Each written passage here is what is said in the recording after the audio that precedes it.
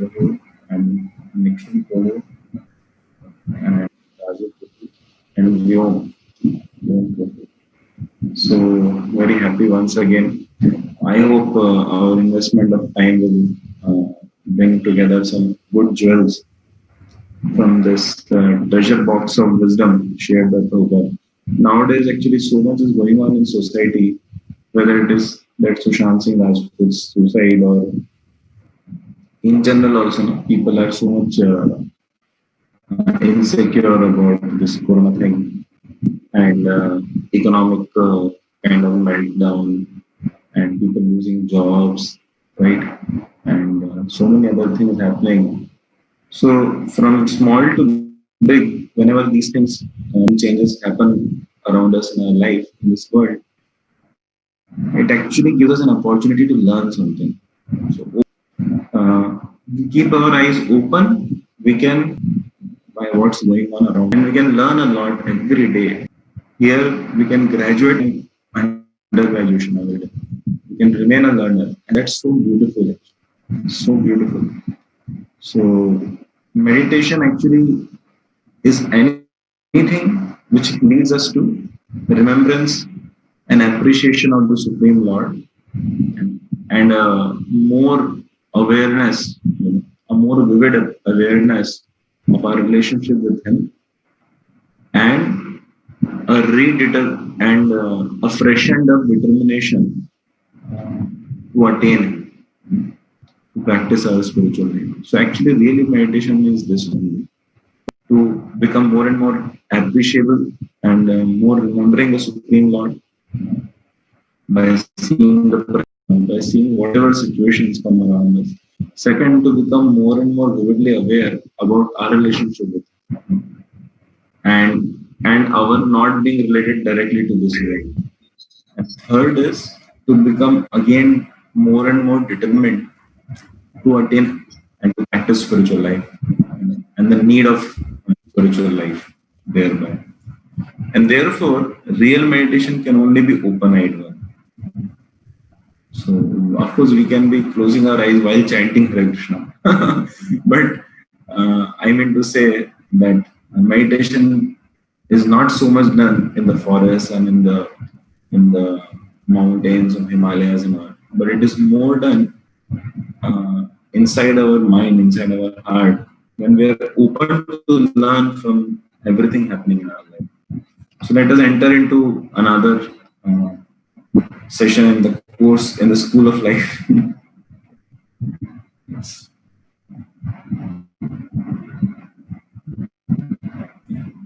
So lessons from trees. So before we begin, we'll offer a short prayer.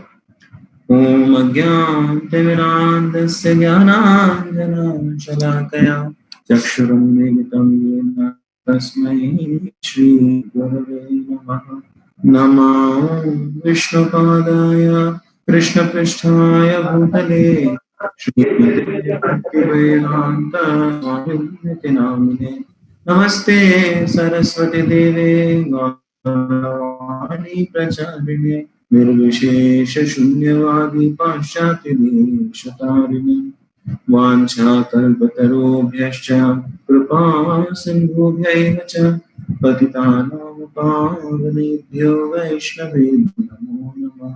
जय श्री कृष्ण चैतन्य प्रभु नित्यानंद श्री अद्वैत गदाधर श्रीवासादि गौरभक्तवृंद हरे Krishna Krishna Krishna Hare Hare Hare Ram, Ram Ram, Hare Hare. Lessons from trees. See, in the 11th canto of Srimad Bhagavatam, there is this Avadut Brahmana who says that he has 24 gurus. He has like earth, he's treating earth as his teacher. He's treating the trees as his teacher. He's treating mountains as his teacher. And he's treating some of the people whom he met as his teacher. Why? Because by their existence, these personalities taught him some very vital lessons of life. So today in that way, lessons which we can learn from trees. So we have gathered some of the lessons which we find here in the Shastras, as we have heard from Acharyas. So let us see what they are. First, Kings Canyon National Park you see on your left hand side, and second you see the General Sherman tree. So this is a tree, one of the very famous, the huge ones in America, and where it grows, that is also given in the left hand side. These are like some of the famous uh, places where it grows. And see, so large is this tree. There are two birds standing there. So there is this shloka in the Bhagavatam. Tarva kimna jivanti, vastra kimna shvasanti. Which means, do the trees not live? Do the bellows of the blacksmith not breathe? Which means, like, why are you worrying that you're not earning $1 million a year? Why are you worrying that you don't have this degree or that degree? Because are the trees not living? Trees are not earning anything, but they are also living. There are many people for whom very, very basic things only are available, but they are also living. So everybody is being taken care of by the Supreme Lord. One doesn't have to, one's life can be quite simple. Like this lockdown period actually taught people exactly that. Taught how they can live without, initially, the luxurious thing, ice creams, or some kind of tomato ketchup, or many other things were not necessarily essential. They were not available. Trains were not running, trucks were not running. So they were only running trains and trucks and other things. They were only running to transport essential food stuff. So people actually saw some lack of, people could not go to ice cream parlor. People could not go,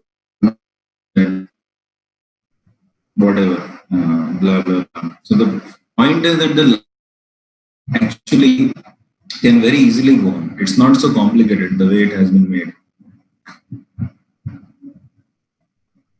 So that's what it is referring to. Then we see the lives of the great Acharyas. So you compare now the quality of a life of a tree. Now the this General Sherman tree, it lives for many, many, many years. Now, some say that there are some trees in the redwood forest, so they are living for like 5,000 years also. Which means they were there when Krishna spoke the Gita, and today also they are there. It sounds like very absurd actually. No? How can somebody live for so long? They're living for that long. But what is the quality of their life? What did they gain? So, like this lockdown period is going on. So people are at home, people have some time. So what have I gained?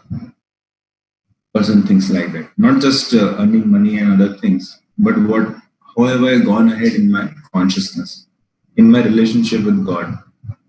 Have I worked upon what will happen at my death? Have I worked upon that project? So it is said, better you live life of quality. Like you see here, Chaitanya Mahaprabhu lived for 48 years. But he did so, greatest of good he did to so many people in that short life. So that quality of life, one moment of quality of life is far better than years and decades of life without any quality.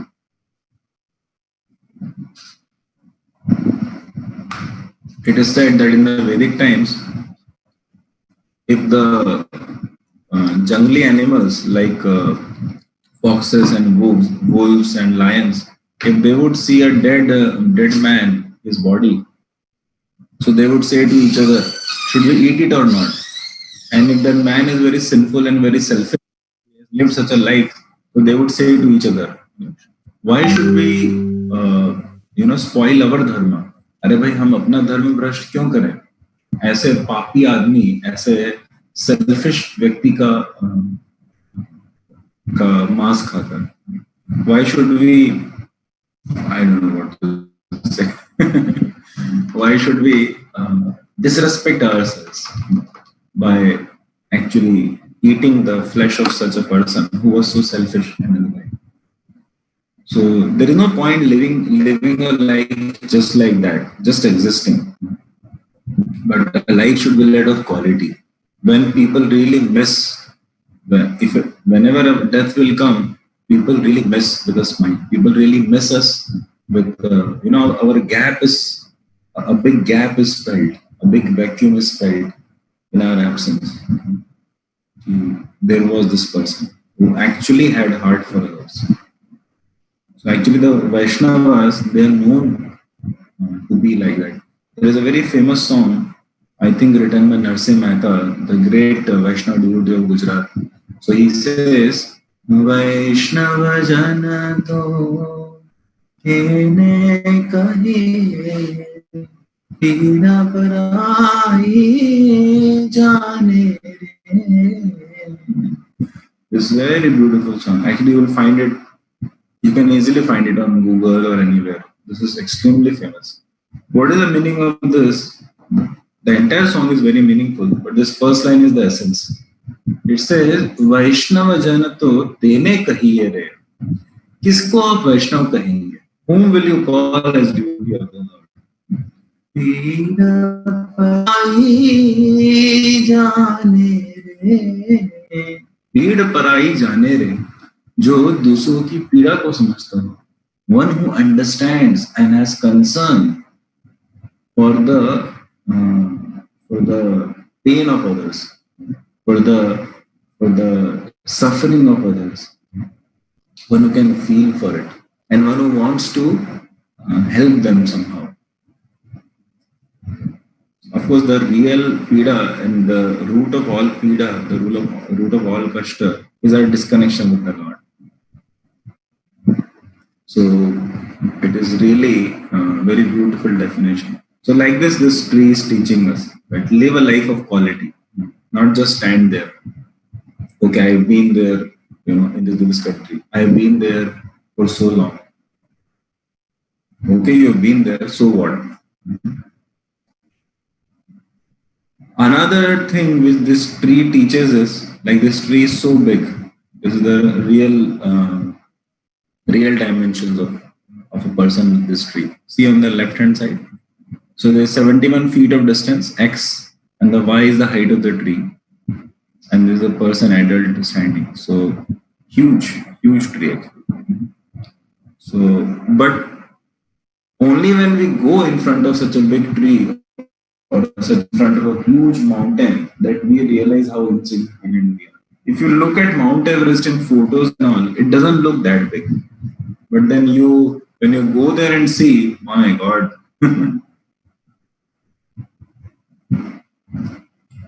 So similarly, you see our Earth planet.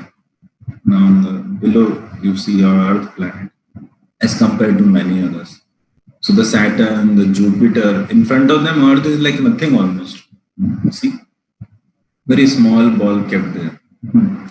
So one has to one day realize that I'm insignificant.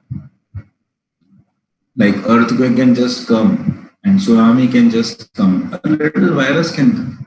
So actually our life is controlled to a very great degree. And we are actually at mercy of others, at mercy of God, at mercy of this material world. So to realize that we are insignificant is actually not very disempowering or discouraging, but to actually accept our reality, understanding that God actually loves me. So when you see both the parts, that I am insignificant, but God is great, and despite being so great, He actually loves me. That will bring the greatest tears of joy. The tears of greatest joy it will bring in our. So humility is very realistic and humility is very empowering. Humility is not disempowering. So to marvel at the work of God in our life, to sit back and see the the loving hand of Lord in all the aspects of our life. If we can see it, seek and you shall get it, as Bible says. So, and that gives us a very, very soothing realization in our heart. That I'm insignificant, but Lord loves me very significant.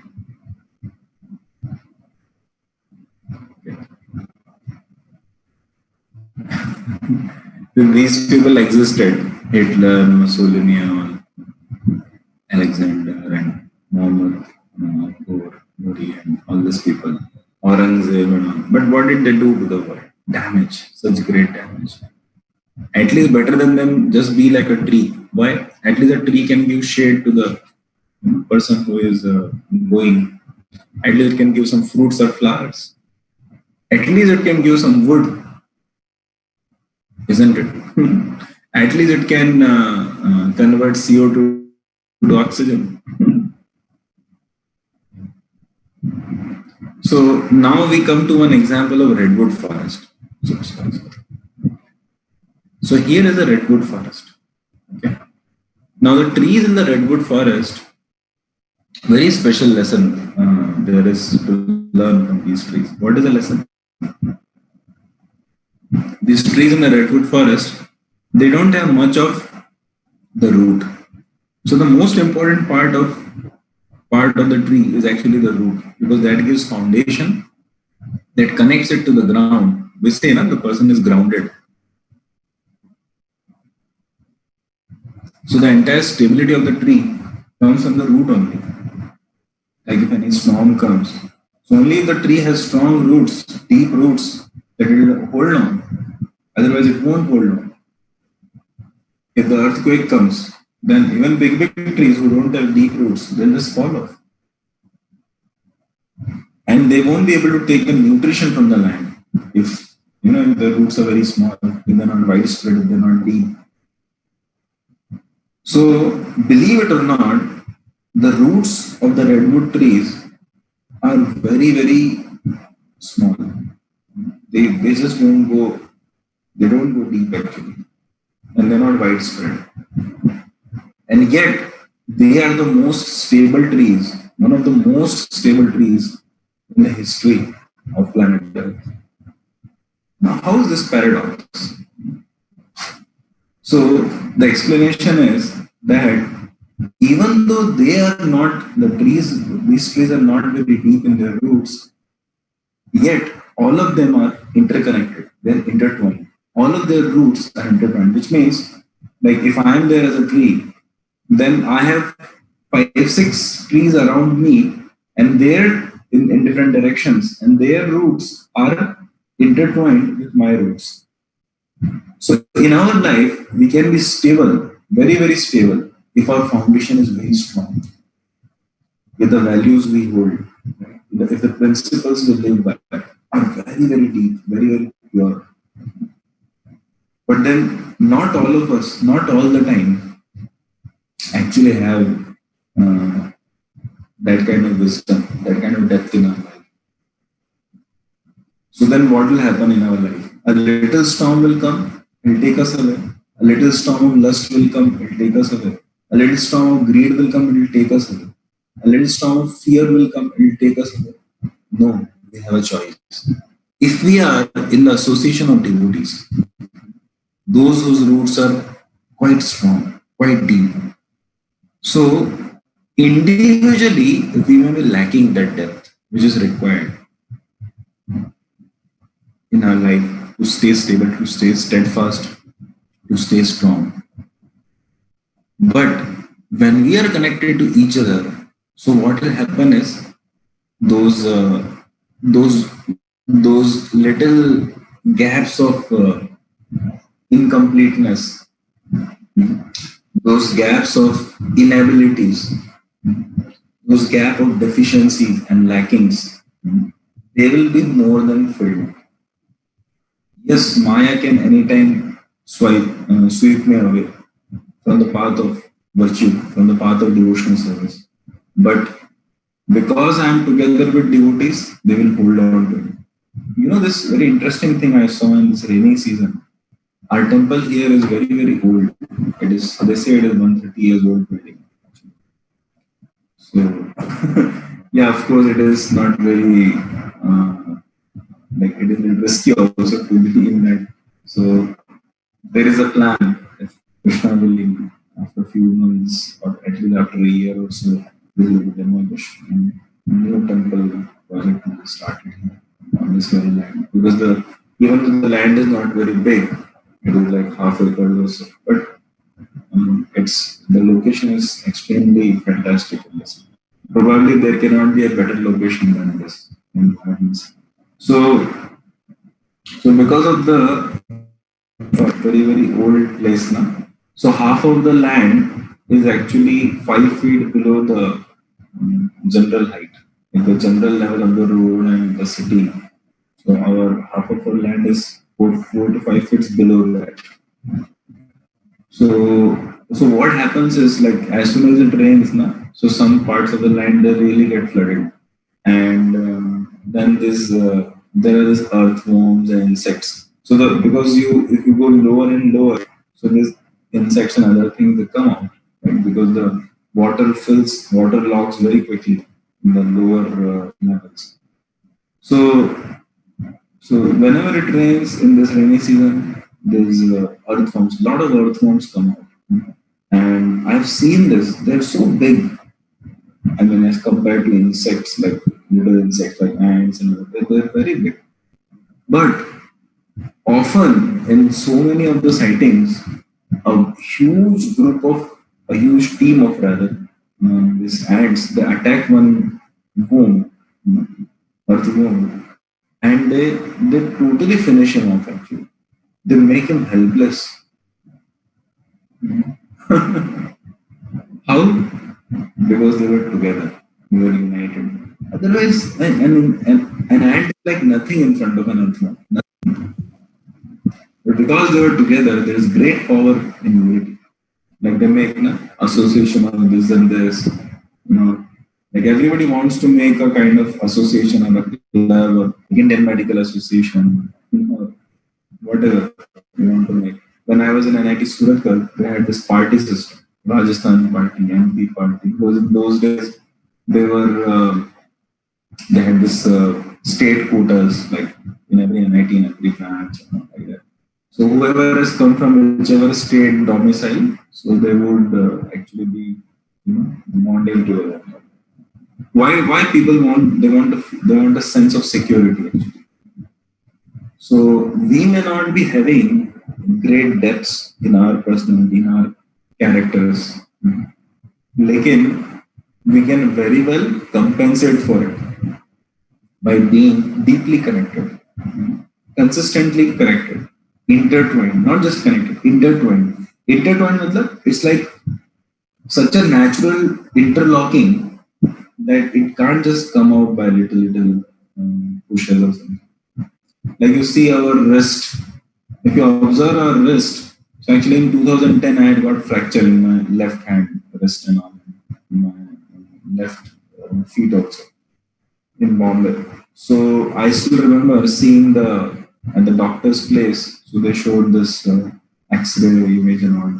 So I asked him that there are multiple fractures in my wrist and my this between the wrist and the elbow. So I was wondering that how our hand works and how the wrist moves because in the X-ray I was able to see like he was explaining to me that these are the 8 bones which are meeting in this point and this is where the crack is. I said, but how does our hand function? There is nothing, no nut and bolt and no screws and nothing like no levers and pulleys like routing them around or coordinating them or combining them. He says that's the wonder. Our bodies are designed in such an amazing way. Just the placement of the different parts or different bones are in such a way inside our hands that look at the marvelous creation of God that it is like you can move your hand in all the like you can actually like all kind of 3D movements, 4D movements you can easily do with your wrist, right? He said that if we had, instead of three different partitions, if we had four partitions in each of our fingers, or if we had two, then our hands would not be so good, so efficient and so effective. He said, just think about it.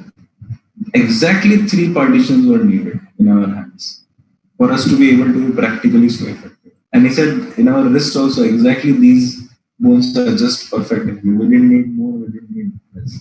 So actually, when he explained, like with an with the vision of the inside, so I was amazed actually that how God has created our, even our, like our hand. If you see between the wrist and the elbow, so there are these um, three, what do you call, the pieces of bone, which are just aligned together in such a way, not perpendicular, not exactly parallel. They just aligned in such a way that our hand functions so amazingly. The movement at the knee, the movement at the shoulder, the movement at the wrist. So God has made us amazingly. So if we just observe the world around, we can actually be deeply appreciative of God. But then at times now, as per different situations, our consciousness may not be so deep.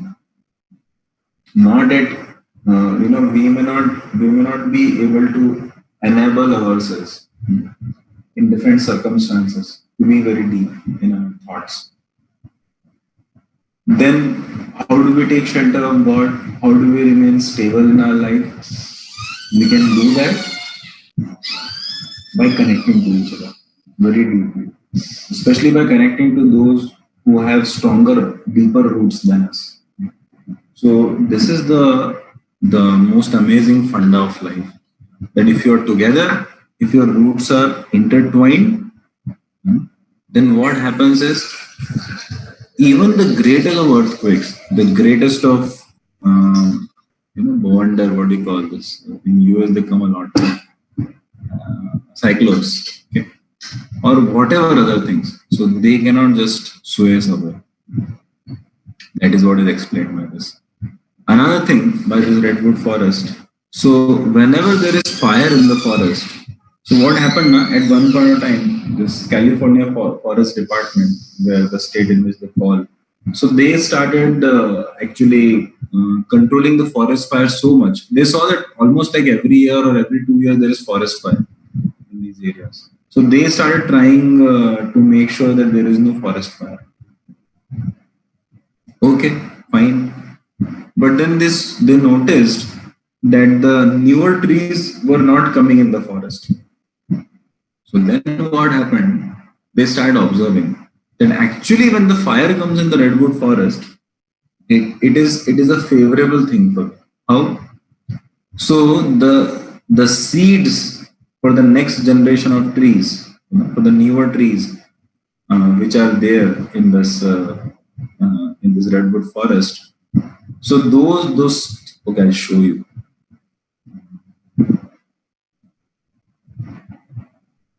Yeah. So you see this tree, this seed. This is a seed. You must be able to see on the left hand side. This is a seed. So this seed is not very big actually. Like in the comparison you have of the tree, it is actually very very tightly packed in a natural cover, which like they grow on the trees, and the seed is very tightly inside them. You break that thing yourself, that cover, and try to take the seed out, somehow it doesn't work. So what happens is, because of the natural circumstances like fire, natural calamities like fire, these because of the heat of that, those shells break. When they break in a particular manner, like with the pop out, and because of the fire beneath, the the it's like all the other things, they are cleared off, and the seed goes and somehow it goes and starts germinating after some. You see below they have shown how General Sherman tree, how does it start? See, the redwood trees. It starts very small, very insignificant, like a startup. Even this Amazon person, the chief of CEO of Amazon, or anybody like Google or Bill Gates or anybody of any of them, they would have started very humble, right? Even a great beginning has to have a humble. Even a great achievement has to have a humble beginning. So, so this is another lesson we can learn, that when in our life calamities come, difficulties come, challenges come, don't look at them just as bad news. They can be extremely good news, just packaged little different way. Really, actually. In fact, if you ask me, I become extremely delighted in my heart. Not that I welcome it, but I become extremely delighted in my heart when I see anybody whom at least I am concerned for, I am affectionate to, any student or any counselor or whatever. When I see that some challenges, uninvited challenges, God arranged challenges, if such things come in our life, then actually that's a great opportunity to grow. As His Grace God Gopal says, don't just go through life, but grow through life. So difficulties and challenges, they are actually um, they are actually those opportunities which help us review ourselves, look back, which help us look at ourselves into the mirror. These are those launch pads which help us to go and bring out our full potential if we are sincere. When you do motor racing, or when you do some horse racing and all that kind of stuff, many of these sports stuff now. So when a challenging thing comes, like you do jump over something, or like those are into sprint and marathon running, or in the horse running and all. So the hurdles and challenges which are given to them, actually they can gain more points. Like if you have played video games also, in our childhood we had like Mario and Sega and all, Contra and all. Now I forgot all the names, but I do remember one thing, that there would be sudden challenges, sudden hurdles and obstructions given. And if you can cross them, you get some special power. If you can deal with them, you get some extra points, bonus points. Or you can suddenly go closer to the ultimate target, something like that. So actually, they can make us better, just like a charcoal, not charcoal, graphite, just like a graphite, which is basically carbon only. It can become diamond if it is willing to go through the pressure and temperature consistently for a long period of time. Then the same graphite, which is not of much use, it transforms itself into a diamond. So the best of us can come out at such times. Therefore, probably there are these statistics that the students who are sons and daughters of very rich parents, or who have got a lot of luxury and easygoing life, for generally a much lesser percentage of them crosses through the competitive examinations. Yeah. Why? Because they have not seen the difficulties. So when there is too much comfort, Janaka Pandit says that for a student, unnecessary comfort he has to give up if he wants to study nicely. Otherwise, he get distracted. Okay. So this is another beautiful lesson. And obviously, there is this another lesson, that the seed itself. So like Guru gives the seed of bhakti. So this tree is huge, but this seed is very small, right? So now we may have whatever bhakti we may have, but that bhakti, it is given in the seed form by our spiritual master, or by our acharya. So like Srila Prabhupada has given the seed of bhakti to all of us. And our spiritual master, our Shiksha Gurus, they give us the seed of bhakti. So the Shiksha Guru, Diksha Guru in our life, they give us the seed of bhakti, this desire, this shraddha, this faith, and the process of practicing devotional service as per our situation. And they also give us the process to nourish it, to water it, to provide it with the sunlight, and the association of devotees, the friends whom we have amongst devotees, their association helps us to guard, like like a fence, that little creeper. Because unless it becomes a very big tree, there is always this risk of losing it in different circumstances. So, so the seed of bhakti we receive in the association of devotees from our spiritual masters, and that seed actually is the root, becomes a root cause of that huge tree, which can grow very big, and then it can give fruits of Krishna Prem ultimately. So these teachings were given by Lord Chaitanya Mahaprabhu in Prayag to Rupa Goswami around 500 years back. Let's see what. Yeah, here it is, the blossoming of Bhakti Lata. So this is called as the Bhakti Lata Beach.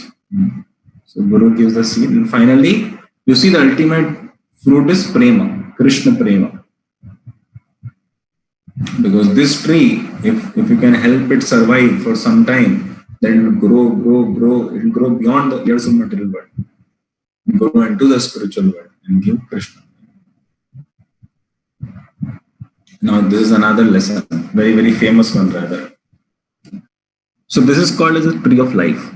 What is this tree of life? Originally, this concept of tree of life was taught by His Holiness Sachinandan Maharaj.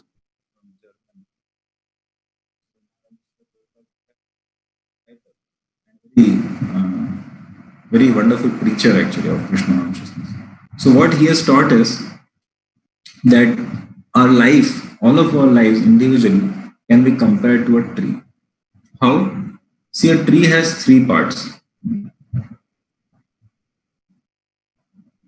There is a root, there is a trunk, there is a crown. So in our life also, we have three parts. We have our roots, then we have the trunk, and then we have the crown. What does it mean? So the roots mean our values. Roots mean our desires. The roots mean our spiritual connections. So to the degree that foundation is very strong, to that degree, the tree of our life will be very stable and very nourished, like that. And then the trunk is our lifestyle, our physical, emotional, social, and mental well-being. How do we deal with others in the society? Okay, what time do we get up? What time do we, and what do we do in our entire day? And how do we value people? Do we value people or do we value things? What kind of food we eat? What kind of books we read? Everything, all your lifestyle patterns, all your lifestyle traits, all those become parameters in determining what quality of trunk will we be having. And then there is the crown. Crown is our contribution. Like the crown contains the fruits, the flowers, right? All those things. So ultimately, the tree will be judged, how valuable the tree is, it will be judged based on the crown. Because the crown only provides the shade, the crown only provides all the fruits and other things, right? So now you see which part of the tree, if you have to choose, which part of the tree would you go for, like having extraordinary growth at the cost of the other? Yeah. Any of you want to share anything in that way? No? The root project. The roots, okay. So one of the devotees has shared about the root. See, it is true that it is the safest bet to actually water the root. At the same time, there is this balance required in all the three. If we have to choose, we have to definitely choose the roots. That is true. And that will lead to improvement in all the three. But actually speaking, there has to be a dynamic balance in all the three. Why? You see, if you have very big roots, but you're not contributing anything to the society, then what is the use? And if you have a big trunk, but there is no root much and there is no crown much, there are trees like that. What is the use? And if you have a big crown and a very thin trunk and hardly any roots, like very shallow roots, then it's a matter of little time that you will fall. Little wind will come, you will follow. Somebody will just push the tree, you will follow. Or of its own weight, bigger and bigger crown, one day it will follow. So the entire idea is that definitely we should take care of the roots very nicely. And we should also take care of the lifestyle very nicely. And we should take care of the crown very nicely. Like for example, let us take the emotional or the social part of the drug. Now, have you experienced this? If you do not keep very good interactions, very good behavior, and very good warm relationships with others, and if you develop enmity with some, then that starts burning your own ability to contribute in your life, to perform in your life. Which means each at each moment, whatever way we choose to behave, whatever way we choose to live, that actually ultimately affects the contribution or the performance we can have in our life. Right? So, therefore, the tree of our life best be a very well balanced tree. And if at all there is something, if at all we have to do, we have to invest somewhere extra, it better be in the roots. Because that will lead to steadiness. You will be always there and you will keep on producing the proper fruits. Like that. But when you compromise on the roots, then soon a time comes when you will no longer be producing any fruits. So and a tree also looks very good when it is balanced like that. Okay. So I hope that was understandable. A very good, very beautiful concept. Tree of life.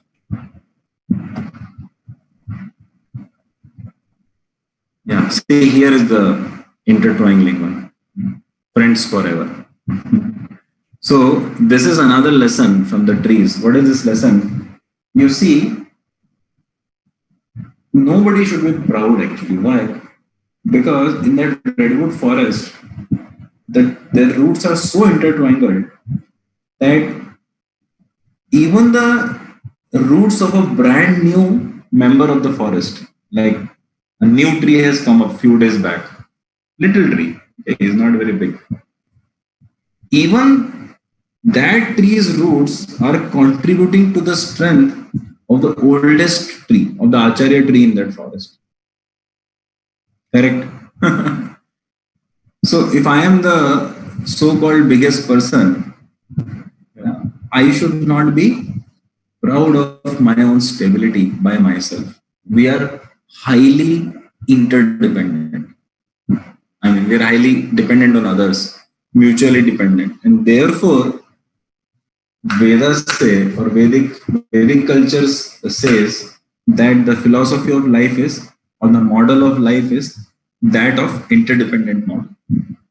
You see, we all need each other. A husband needs a wife needs a husband, they both need children need both of them. The government needs taxes from the citizens, and the citizens need the government to perform. Even if the citizens, some of them have the money, they may not be able to actually do what the government is doing. In this world, we all need each other. You know, we may hate to have a boss or a manager, but then we have to have a manager. Without him, we will not be able to bring out our potential. So you see, the model of life which is there as per the Vedic Shastras is that of an interdependent model. So therefore, we can't be proud or proud in front of someone, or we can't be exploitative of someone, or because we need each other. Whoever the other person is, we need him. Whether he's an equal friend, whether he's a senior, in family relationships or in social relationships or in spiritual relationships, or if he's a junior. Do I not need any of you? I need. You increase my enthusiasm. You you give me more faith by your practice. You teach me a lot of lessons. And if there's my spiritual master, right? And even monetarily, I need you. So you see, we all need each other. Sometimes there may be some bitterness or some other things which may come, and we may feel that I don't need this person in my life, or maybe it was a mistake. Yeah, with some people, even for many years, it may happen like that. But then we need certainly a relationship.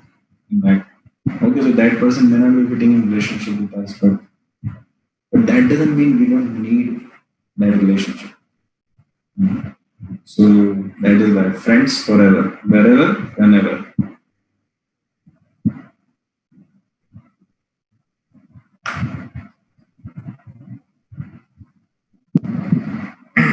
Another lesson from the tree is this one, that even when the tree is being cut or being harmed, like man, we often do that, right, as humans.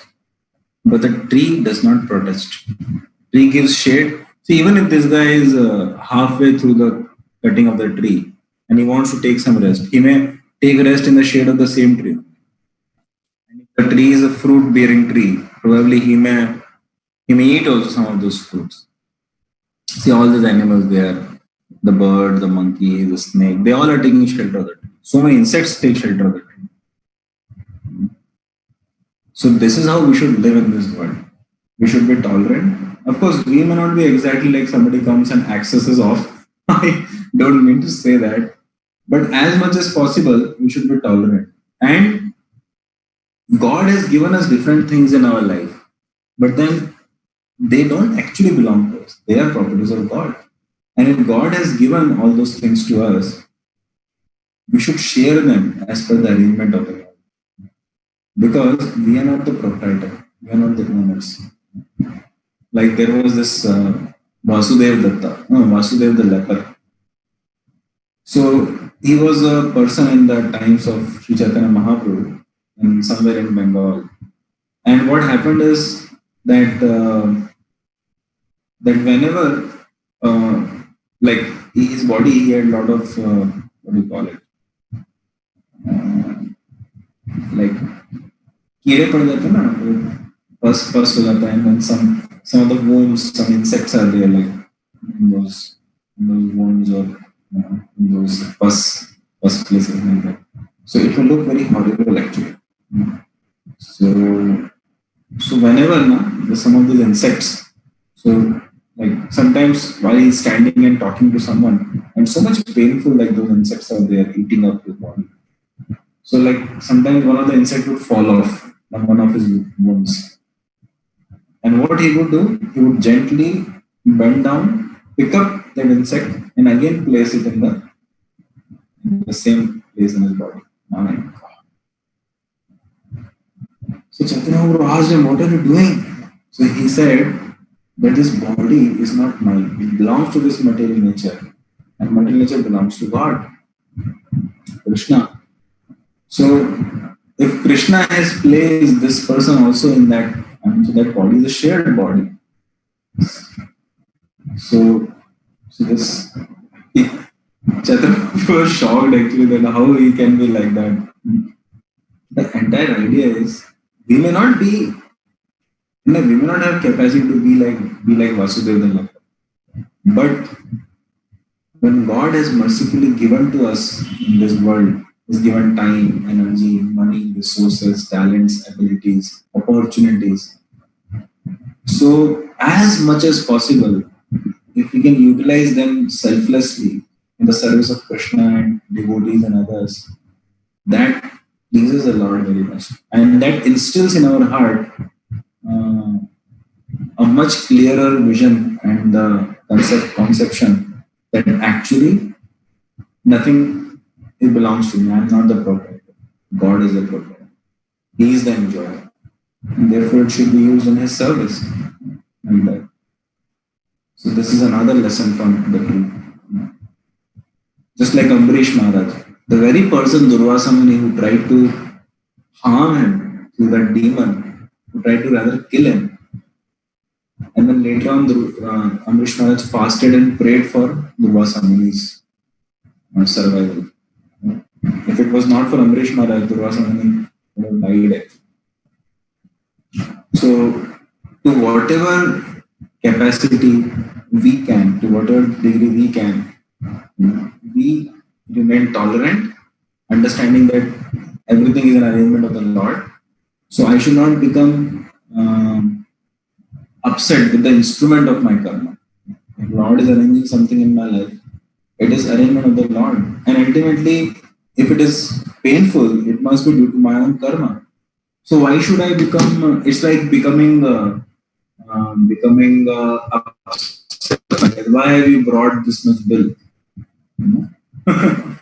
Sorry, postman is just the deliverer of our own wrongdoing. Similarly, any person who is behaving very badly with us.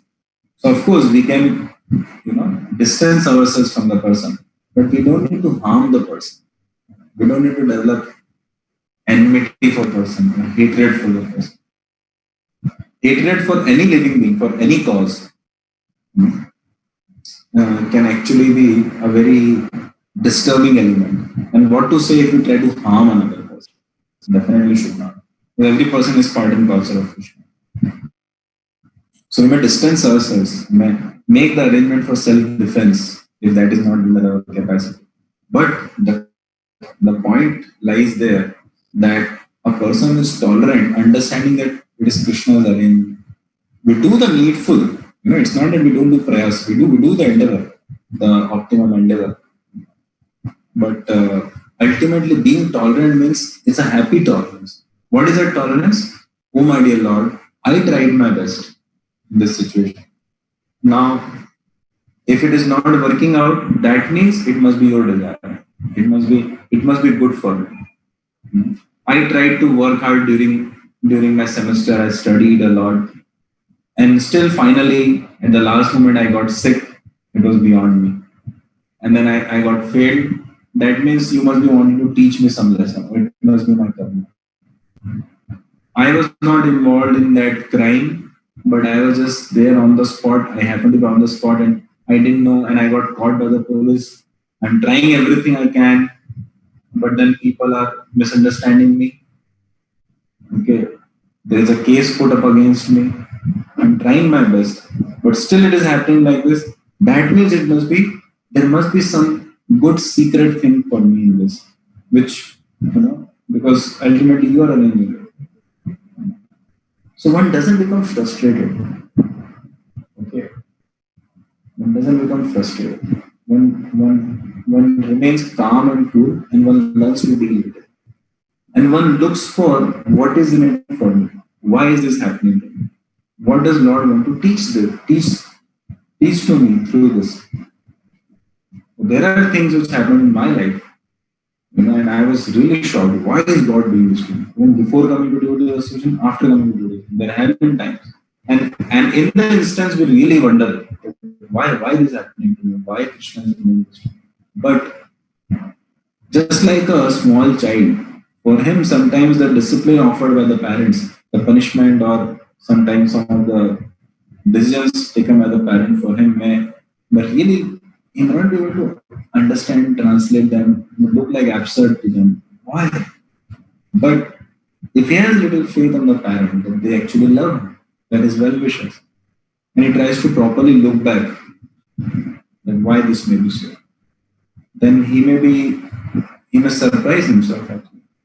That, yeah, really, it's wonderful. It can be wonderful.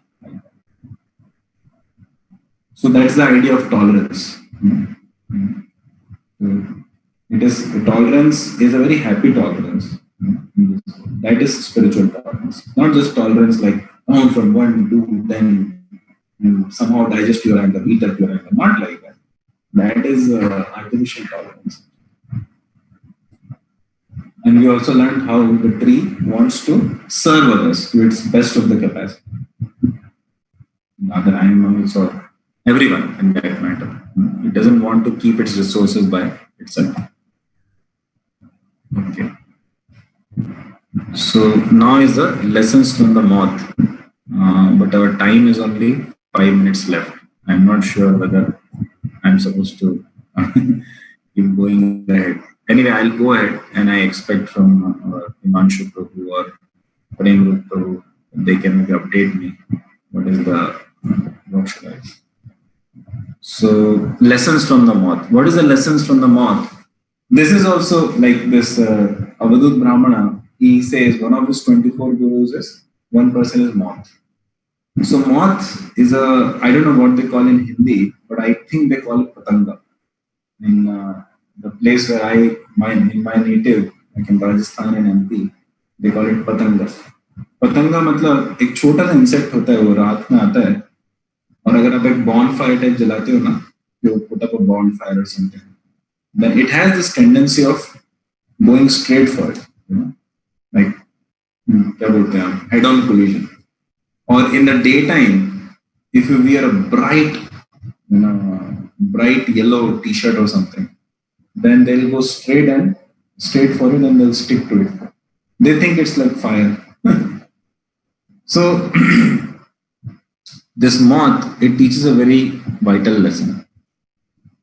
That, see what happens when the moth enters the fire, it gets cooked up. It's ceases to exist. So often in this world, just like in Ramayana we find that when Sita saw that golden deer, so she said, I want that deer. Ram, please go and get that deer for me. And Lakshman that time tells to Mother Sita that Maya, I know this entire material world. In the entire 84 lakh species of life, 8.4 million species of life, there is no species like this golden deer. That means Maya Murga. This is not real. So there must be some trap in this. But then Sita was not agreeing. No, Lakshman, you are just like telling that I want. So see, everything that glitters is not gold. What is the meaning of that? So we may see so many attractive opportunities and activities and all such kind of things in this world. But actually we should be very, very careful. Very, very careful. Because it may very well be a big trap of Maya for us. That is a lesson from moth. We may think that, this, like, you know, I remember whenever only not many times in my life, but few countable times, I got to pass through some big airports, international, I don't know what to say also. Actually, वहाँ पे ना बहुत सारा वो रखा था duty free करके, like all the liquor bottles and all. Like we passed na through some place. Like, there's a lot of area you have to cover to go through the gate. So, especially in big airports like Delhi, Bangalore, Mumbai, Hyderabad, Ahmedabad. So there is this duty free area where they keep a lot of liquor. And the way they arrange their, like, the so opulent and the packing of all those bottles and the young men and women who are there nicely to sell that. My God, it looks so enticing, like this material world. These people are so happy and they put the price tag also, you know, 5,600 rupees only, something like that. I was wondering, my God, this is exactly like, and that's what it feels. Or the people see the movies nowadays. Some of the movies could be so dirty, and the movies also teach the boys and girls that yeah, you can have just any kind of illicit relationships. What is the problem? Or this eating the beef and chicken and all these things. So it's like it may look like a very attractive invitation, but actually it's like fire for the living entity. You enter into it like gambling, big casinos in Las Vegas, or even internet for that matter, the dirty pornography kind of things on internet. And these things can be like, they can become like our own grave. वो कहते हैं खुद ही cover खोद खोद रहा है. यार recently आपने सुना होगा विकास दुबे नाम का कोई गैंगस्टर यूपी में, तो उसको पकड़ लिया और उसको मार डाला एनकाउंटर में. बट पहले उसने बहुत सारे पुलिस वालों को मारा, और पहले भी कितने लोगों को मारा होगा किसी को पता नहीं. So actually people enter into, slowly some kind of gundagardi, some kind of wrong association. They start liking it, some kind of power control and all this, but they end up miserably dead, end up for a very miserable end actually, very miserable result. So the entire idea is that dirty things may look very attractive, big hotels, and the kind of modern life which is promised in this today's scenario, today's day and age, will look very, very attractive and very, very good to do. But it is not like that. You go in some big hotels like the company parties and all, no? What do you call team parties, team outings and all. So everyone may drink as if it's the coolest thing to do. It's so normal. That doesn't make it normal. You may go to McDonald's and they may have all this non-veg stuff. Not only McDonald's, like KFC and so many other outlets nowadays. And they may be so sophisticated and so clean and cool and all this. But we should know actually that from inside it is a demonic thing to do that. But nowadays they do abortions, and abortion may look very, very harmless process. They describe it also like that. There are methodologies which the mother doesn't even come to know when the child is killed or aborted. That doesn't make it very saintly thing. So one should know that I am heading for my own destruction, especially if I am doing such kind of horrible, ghastly sins. Therefore, Prabhupada was very emphasizing always on the four regulative principles. Okay, so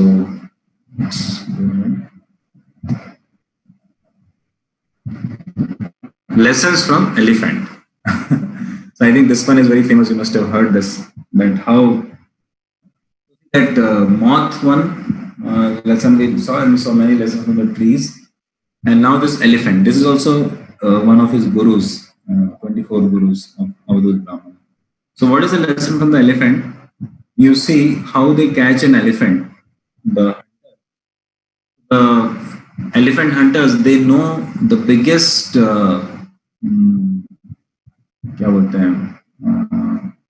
weakness.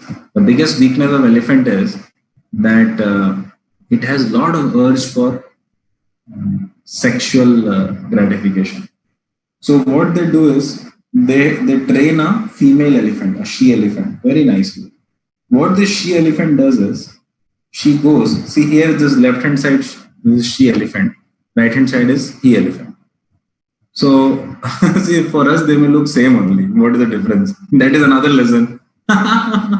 In different species of life, like if you ask a lion that, okay, this one is lady, this and I am a man, so whom would like to eat? You say, what? Both are humans to me. What is the difference? Now for us there may be a big difference, because that's how the world is, this Maya. And the lion may say, this is my Mrs. Lion, and she's so beautiful. See, you may say, what beautiful? For me, both of you are death only. And what is the difference? So the entire idea is that actually this principle of attraction to the opposite sex is a planted virus in our system, and only particular people we may get attracted to, particular type of people we may get attracted to. But the whole thing is a malfunction because we are supposed to be attracted to Krishna. It is because of the virus of materialism, our desire to enjoy separately from the Lord, that we end up doing all this nonsense. So there is a system of marriage with, as per the dharma given in the Shastras. And then there is no sin in that. One takes the responsibility properly. And one grows one's wife and kids also in a Krishna conscious manner. That becomes a service to God actually, it becomes a devotional service. But otherwise, this can be a very big pit in which one can fall. You know the story of Bill Clinton, right? Bill Clinton was president of the United States, but he couldn't control his senses. And see, he became infamous. बच्चा बच्चा उस समय में जानने लग गया कि अरे बिल क्लिंटन ने इस तरह का कांड किया है। और हैंसी क्रोनिया था उसने वो पता नहीं आप लोगों को याद है कि नहीं, बट वो very successful captain of very successful south African cricket team. But then he was one of the major ones who started this match fixing thing. And Mohammad Azharuddin, he was so famous amongst all the youngsters, the children. But then he and this Ajay Jadeja, they got into match fixing stuff. And then overnight they became like nobody not talks of them. People talk, even nowadays, people about Saurav Ganguly, Rahul Dravid, Sachin Tendulkar, and many others in that cricketing, many other legends are there. These guys are also legends, Azharuddin, Jadeja, and some more others. But then people don't like to talk about them respectfully. It's not that they didn't do many of the great contributions in the field of sports for the great country of India. But problem is they fell to some of the lower versions of themselves. So what is the lesson from elephant? How does the hunter catch it? So they train the she elephant to just go and brush against the body of the he elephant in the forest. And the he elephant, he says, "Oh, this she elephant is line mar rahi mujhe." It seems that she is attracted to me. She's flirting with me. And he sees, "Oh, she elephant is so nice." So the touch of that skin, that makes him mad. Mad. So he starts going after the she elephant. Hey, Hari bol. Oh, no, okay, whatever I mean. So he starts going after her, and then she's trained to go very fast and go in different routes and all like this. And he keeps following her. And then at one point of time, she takes a longer cut like this, and again comes back on the track. And the elephant thinks, "What a fool! This lady, she has taken a long cut, but I'll directly go by shortcut to get her." So what is the arrangement in that shortcut? At one spot, the hunter and his team, they have dug up a big pit and they have covered it with grasses and all. So the moment the he elephant, who is now mad with lust, so when a person becomes mad with lust, so he becomes blinded to some of the dangers which may be there on his way. Like in lust, one may rape. वो दिल्ली में rape नहीं होता, वो आपको rape तो हर जगह होता रहता है आजकल, लेकिन वो फेमस होता है ना वो बस में. आप सोचो तो उस 5, 10, 15, 20 मिनट में what sexual pleasure they would have got. I mean, that was not even consensual sex. क्या उसमें pleasure मिला? It's just egoistic trip actually. That I can control you and I can boss upon you or that kind of stuff. So really speaking, even in sex, the real pleasure can be in two things. One is in that feelings of affection for each other. And second is the purpose of doing that activity. That we are doing it as a service to our kula, our family. And we are doing it as service to God, to bring in our life a very good devotee of God. And to have the opportunity to serve him or her by training him or her in very good values and samskaras, and thus make a very positive contribution to the society and to God, and to make our own life better. That is a service. Actually, it is the consciousness with which you do an activity which brings satisfaction. When they used to make penicillin, like many decades back when technology was not that advanced. So the workers would just be doing their work, and there was only this one single factory of making penicillin actually. So, but there was a lot of growing need in the society. The supply of the penicillin was not much, like it was limited. So the government and the employers of that company, they were telling to everybody, please, there is a lot more need, work hard. But then they would not do beyond certain thing. So once they took a break for 3-4 days, they gave them holiday. And they said, we are going on a field trip. So what did they do? They took them to the places where the hospitals or the slums or the places where like there were people needing penicillin medicine, but they didn't have that access, and because of that they were dying, they were suffering in miserable. And then they took them to the people who were getting that medicine. They were so happy and grateful. And now when they returned back, all the workers they were so inspired that they started working very hard, and they doubled, tripled, quadrupled the production. They didn't even need extra salary because now they saw the need or the effect of not being able to supply the medicine, and they also saw the effect and the marvelous result of if they could supply to someone. So they made a job. They were proud of their contribution to the society. So even in your company, when you do your work or in your college, wherever, so when you have that understanding that I am contributing, my activity is actually making a very valuable contribution to the society. Your inspiration will double. You multiply that several times. If you know that I am an integral part of this company. I matter. My existence matters in this company. I'm not just another employee number.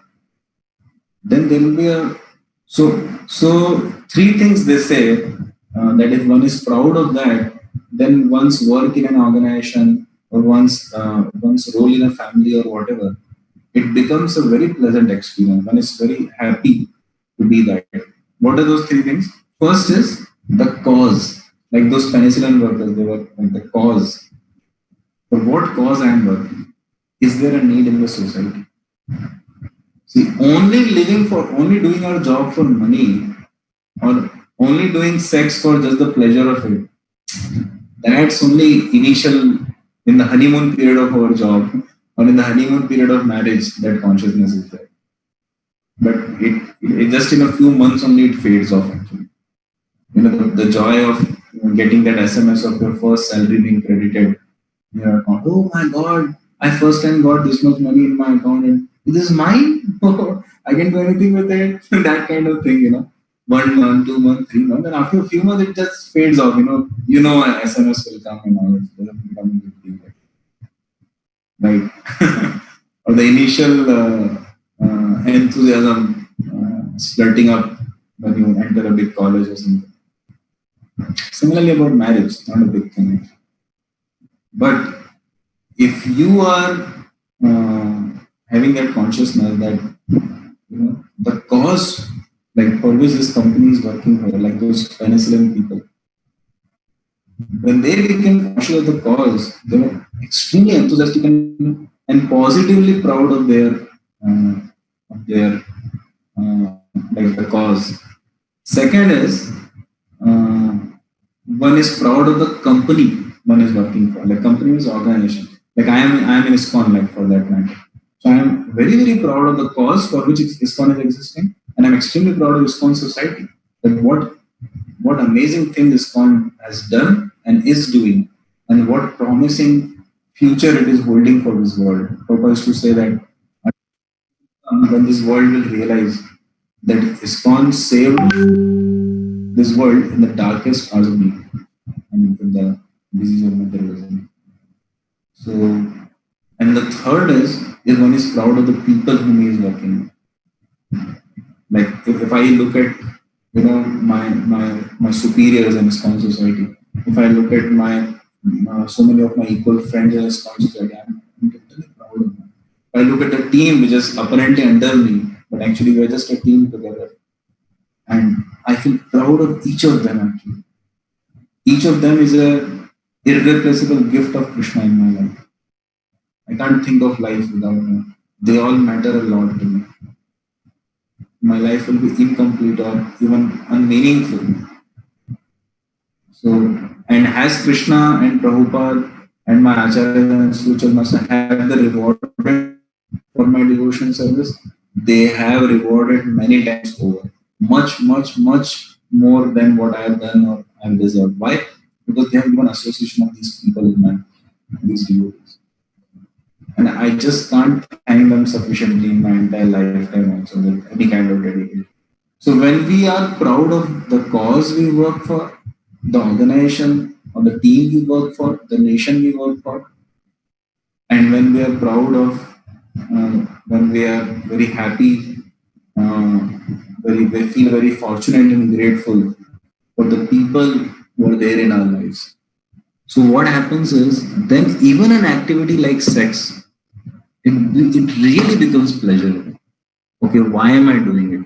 Like my father told me once that you are a product of duty and a desire to serve, which means he said that he said that I and your mother we united physically because our parents and forefathers, like our parents and superiors and elders in both of our families, and we really felt that it was our responsibility to give them that. And like many things he shared in that way. So he said that for us it was a really very good experience, that because we knew why we are doing this. So even the very concept of marriage, the very concept of earning money, so it is not in the act that there is some satisfaction or pleasure. It is in the consciousness, and it is in the purpose with which you do it. And another factor is when you have actually affection for that person. Like the woman, when she is raped, and when she affectionately unites with her husband. Now, if you see activities, kind of more or less same only, not so much difference. But one experience becomes a lifelong trauma for her, and another experience becomes the most pleasurable moments ever spent. Why? Because the other person has affection, because the purpose is there in both of them being united.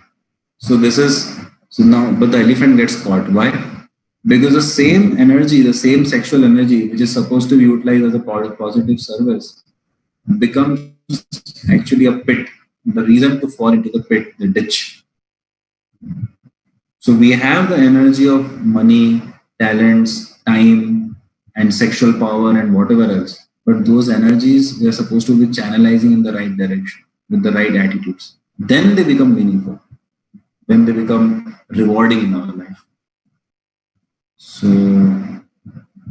actually, this PPT is, I think, only half done, but we'll stop here because in 5 seconds it will become 8:30 my clock here. So I don't want to really go ahead more beyond this, so that devotees know that okay, Prabhuji will not tolerate our Prabhuji will not test our patience and tolerance beyond range. So next time we can still gather whenever we reach. So thank you very much for your kind participation and patience. And I'm amazed actually, even after so many years and you're working in corporate, yet you have that humility to be playing the role of a student. That's much more difficult than playing the role of a teacher. Playing the role of a teacher is easier actually for the ego and for the senses. But playing the role of a student is really difficult. So thank you. And if there was any mistake or any harsh thing spoken or anything which was not properly in the line with Shastras, please forgive me. Hare Krishna. So, Premrut Prabhu, Himanshu Prabhu, shall we end here? Krishna, thank you, Prabhuji, for giving us such wonderful insight from scriptures and from the nature, how we can learn so many things. And needless to say, actually, wonderful comments are also coming up. So we are very grateful for you for giving us your valuable time. And also, I have very wonderful news for all the devotees who have joined today. So, from side of ISKCON Varanasi, we are starting Discover Yourself course for new students. So, this is the initial course based on Bhagavad Gita and spirituality, which we generally conduct for youths so that they can start their spiritual journey. So all of you would have also attended maybe in your college days sometimes. So now what we are planning is that you being in corporate will also be meeting with some of the colleagues or friends in your own circle, and you see that such people have spiritual inclination or they want to know about Bhagavad Gita. But sometimes what happens that with just one interaction it's not possible to help them so much, but if there is some defined course or something, then it becomes very helpful. So this is an opportunity for all of you to give this opportunity to your friends to know about Bhagavad Gita, and to actually practice also the spiritual life. So I will be forwarding to all of you the Google form link and the entire registration details. So you can just share that message with your friends, and they can register for this. And we will be starting these sessions from the coming Saturday. That means the weekend which will be coming from that time. So that's all from my side. Prabhu, you want to say something? No, bro. Thank you. Thank you. Okay. So thank you very much. So we'll stop here then. Srila Prabhupada ki Jai. Hare Krishna.